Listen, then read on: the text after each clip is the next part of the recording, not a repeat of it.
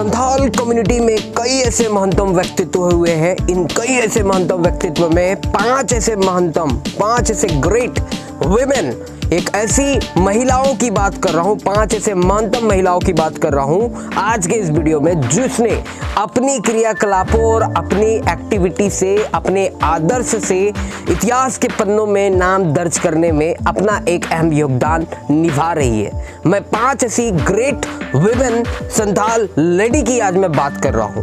इनमें से सबसे पहला नंबर जो लेडी का है, उस लेडी का नाम मैं आपको बताना चाहूंगा दोस्तों। इससे पहले सलाम को की जोहार इंदो Mithil Kumar, Mithil sir YouTube channel रे सलाम को सगुंदरम बिना।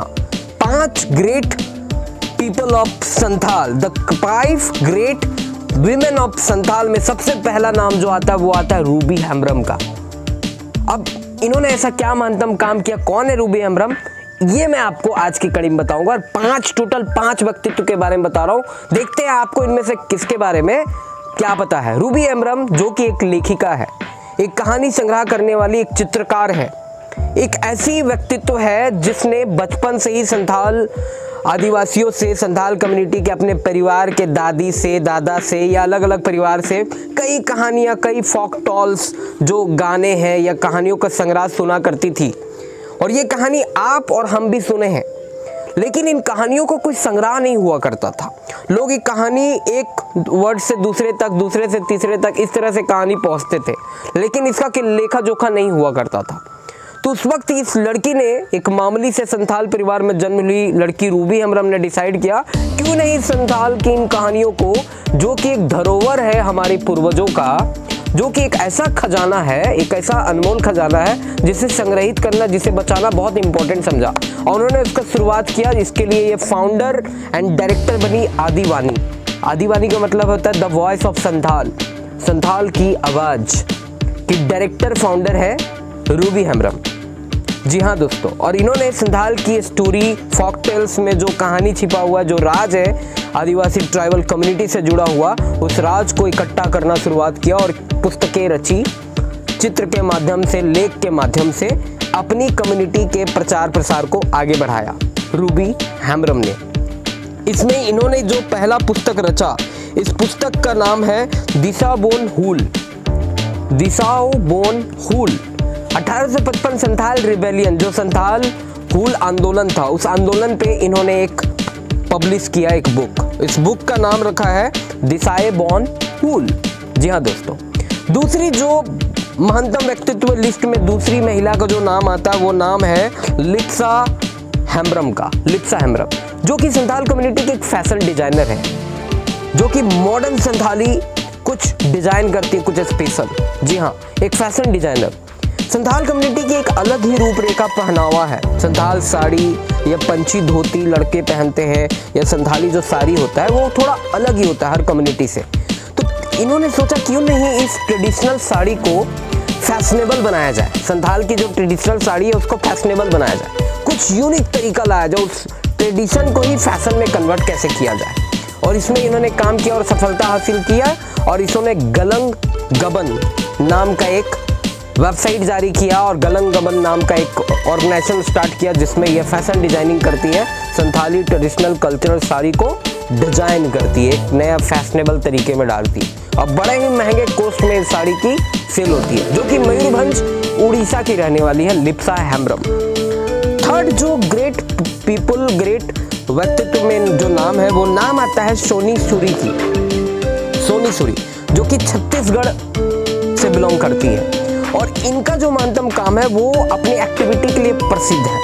इनके साथ कुछ गलत ऐसा हुआ, उस वक्त की बात है जब पुलिस के द्वारा, छत्तीसगढ़ पुलिस के द्वारा दलितों पर या आदिवासियों पर कुछ हरासमेंट हुआ करता था, वायलेंस हुआ करता था, तो वो उसके खिलाफ आवाज उठाई। इनके साथ भी कुछ ऐसा हुआ, इनके पास एसिड से, ब्लैक एसिड से इनके ऊपर हमला किया गया। कई बार ये जेल भी जा चुकी है सोनी सूरी।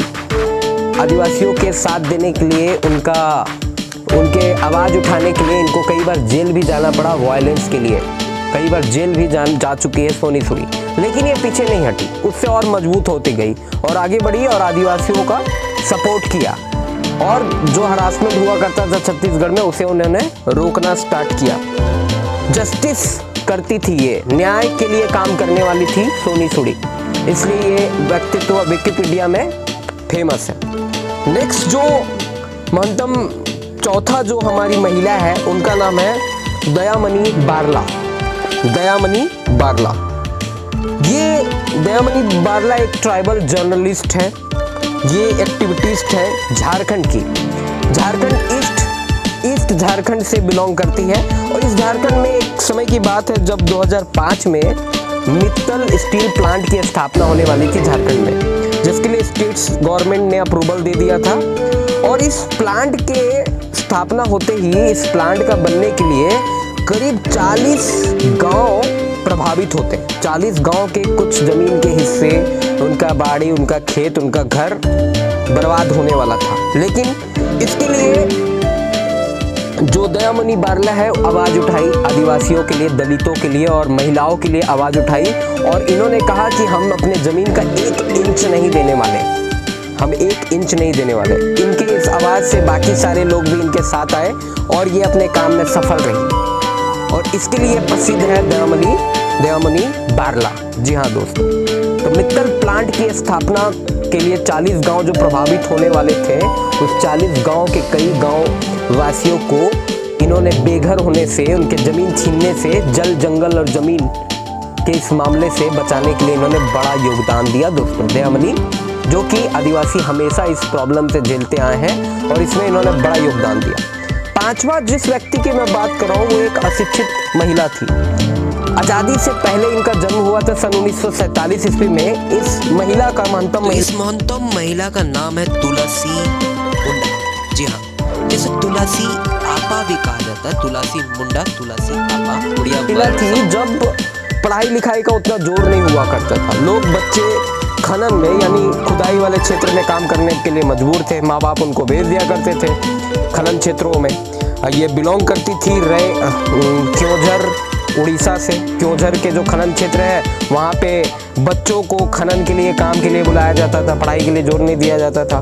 तो उन्होंने एक अपना स्कूल स्टार्ट किया सन 1964 ईस्वी में और बच्चों को पढ़ाना स्टार्ट किया। यानी ये कहती है कि शिक्षा का माध्यम जीवन जीने का जो उद्देश्य है, जो गोल है, वो एजुकेशन होना चाहिए। एजुकेशन से ही लाइफ को सही से जिया जा सकता है और इन्होंने एजुकेशन पे बहुत जोर दिया, लोगों की शिक्षा के लिए जोर दिया, जिसके लिए इन्हें पद्मश्री अवार्ड से भी सम्मानित किया गया सन 2001 ईस्वी में राष्ट्रपति के द्वारा। भारत की महंतम सम्मान पद्मश्री अवार्ड से भी सम्मानित किया गया हमारी महंतम महिला तुलसी मुंडा को। जी हाँ दोस्तों, तो ऐसे कई ऐसे लोग हैं हमारे संथाल कम्युनिटी में या आदिवासी ट्राइबल कम्युनिटी में जिन्होंने कुछ ना कुछ ऐसा ग्रेट वर्क किया है, बड़ा काम किया है, जिसके लिए उन्हें कुछ बड़े सम्मान से उनका नाम को लिया जाता है। इन 5 में से आप किसके बारे में जानते थे कमेंट में जरूर बताइएगा। नेक्स्ट वीडियो आप किस महंतम व्यक्तित्व के बारे में चाहते हैं ये भी कमेंट करके बताइएगा और हमारे चैनल में कंटिन्यू बने रहिएगा। फिर मिलता हूँ नए वीडियो में। लगातार ऐसा ही कुछ ना कुछ वीडियो मैं आपके लिए लेकर के आ रहा हूँ, कुछ ग्रेट पीपल, ग्रेट पर्सन। आप लोगों को इस वीडियो के बारे में जो राय है वो कमेंट में बता दीजिएगा। सबको मिलता हूँ नए वीडियो में। सबको जोहार, अलविदा, जय हिंद, जय झारखंड, जय हो।